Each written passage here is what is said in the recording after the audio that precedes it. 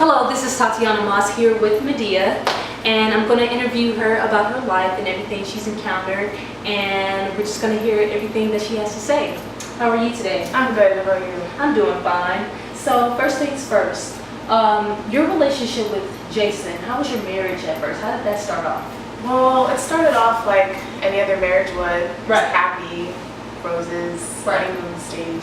Everything was perfect. He treated me like such a queen. I felt really secure with him. You know, like I felt like this relationship could just really last us a lifetime. Oh yeah? I could really trust this man. So it was a lot of, fireworks in the beginning of the marriage. Definitely fireworks. It was beautiful. He was such a beautiful man. You know, he really made me feel like I was just a queen. I really felt special. He promised you the moon. He promised me the world. He promised me a perfect life, and he promised us to live forever and grow old together, and our love would just stay strong. Okay, so when exactly did you feel as though your marriage was going to start going downhill? When he first laid eyes on Glock. Oh yeah? Mm-hmm. So you kind of felt as though like he was going to, make his way into like getting with her. Yeah, Glock was a very beautiful woman. You know, me myself, I am very lackluster. I always felt like I wasn't as beautiful as the women that just walk across today. Okay, so you would say that you were insecure. You're insecure. I was very insecure when Jason saw me. Okay, so do you still feel as though you're the same way still, like you're insecure?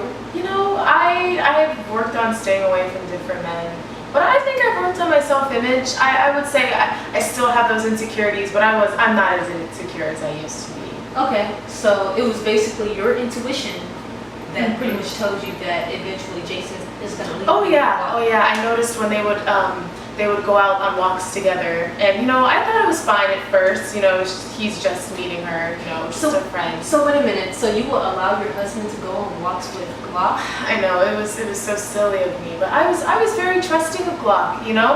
Or excuse me. Well, I was trusting of Glock too because she seemed like a nice lady, but I especially trusting of Jason because he was my husband. He wouldn't do anything like that to me.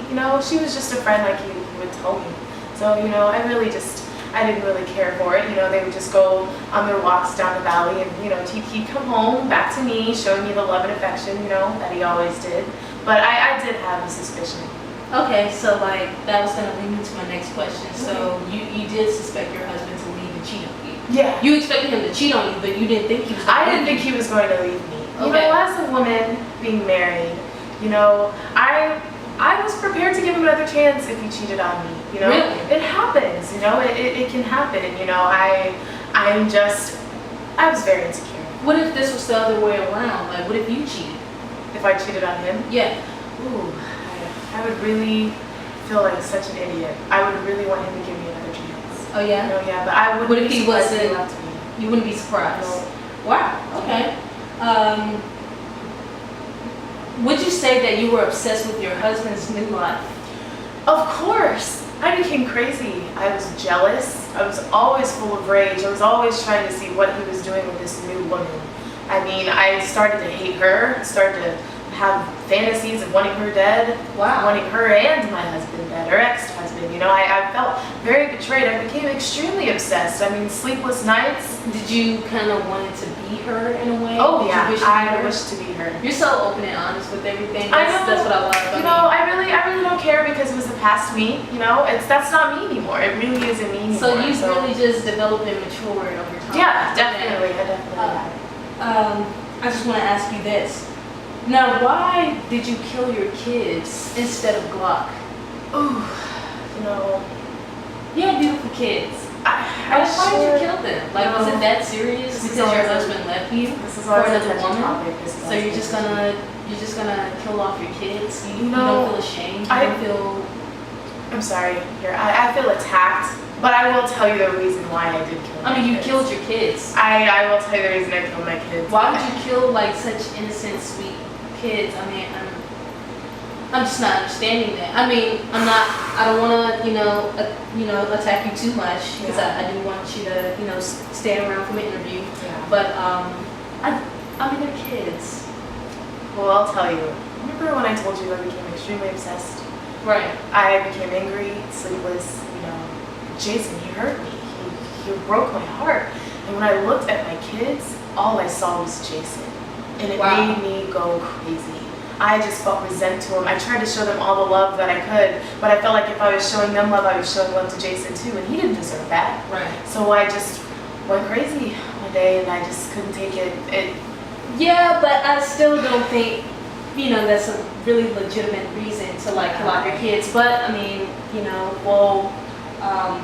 That's not the only reason. but did you regret your actions? Of course, I miss them every day. Of course, I regret my actions. What Jason did was none of their faults. Mm-hmm. They could have been here today, sitting by me talking about this. Obviously not, but it was a huge mistake, And the thing that really bothers me to this day is I killed my kids, and Jason was still happy with this other woman. Wow. So what? So did he go to? I mean, of course he went to the funeral, or was he too good? Oh, was he too showed up to the sorry? funeral. He showed up to the funeral. When he showed up? Oh, okay. Black. Because I was gonna say that's pretty messed up. He already cheated on you, then he left you, and he didn't really just come around the kids, too much. I mean, he did try to like have the kids, stay with him and the stepwife or whatever, but obviously, that was like a huge confusion, going on because you wanted to have your kids too. But I do want to ask you, are you willing to move on to start a new life with a new family, or are you just willing to like just remain on your own? I've been doing great remaining on my own. Oh yeah, I have.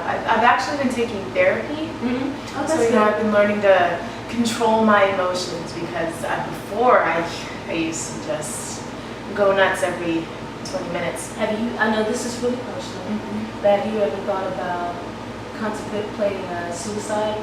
Oh, plenty of times.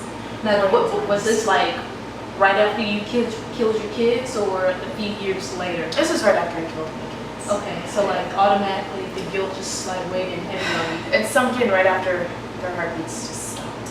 Okay. It finally came to reality that my kids are gone.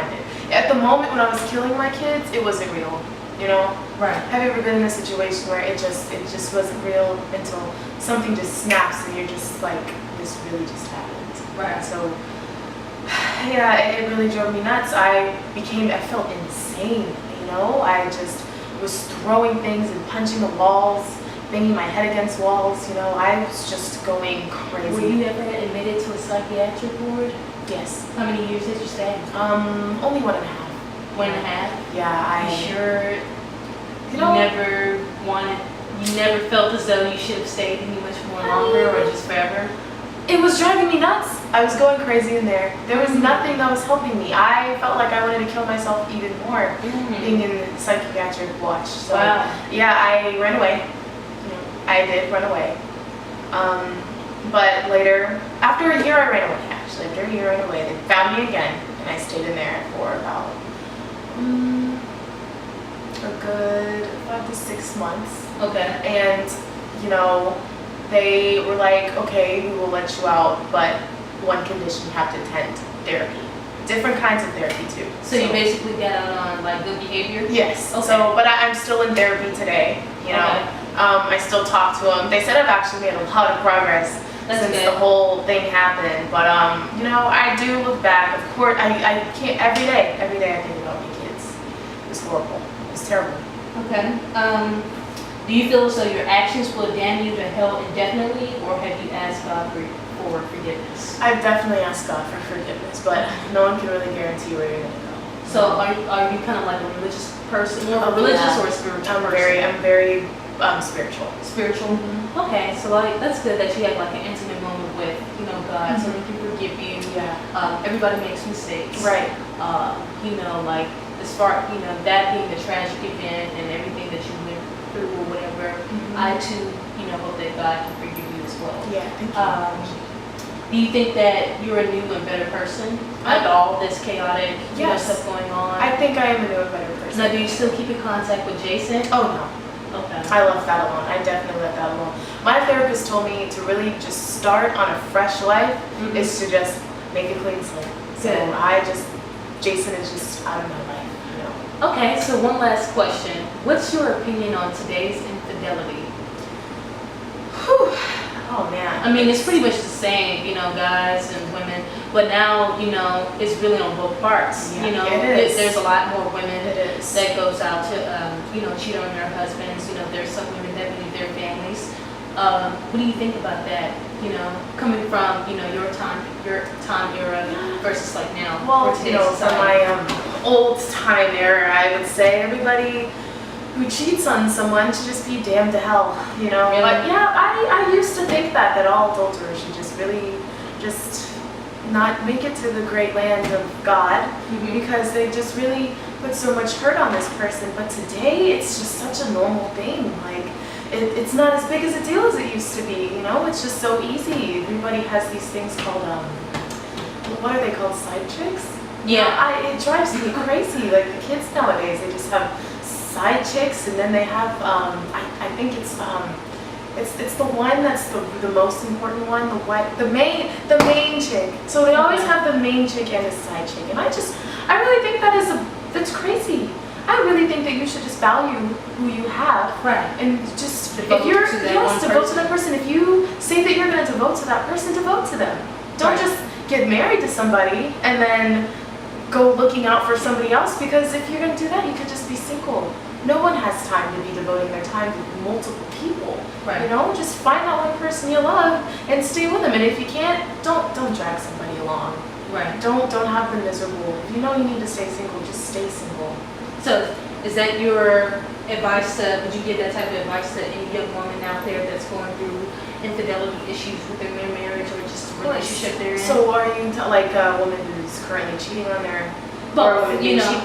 Yeah, I really think women, if you are being cheated on, I really think that you should just really take time and just sit back to think. Because nowadays, you know, well, back then we were all willing to forgive them, you know. And I do think forgiveness is very important, but that is as long as the cheater, you know, realizes what he's done, he or she has done, and is willing to fix their ways. Right. If they're not willing to fix their ways, then you need to just leave. Right. Leave them, because you're just going to go through a trail of being heartbroken over and over again, and nobody wants to go through that. You'll just be miserable, you'll be constantly jealous and worried about where they're going, and nobody has time for that.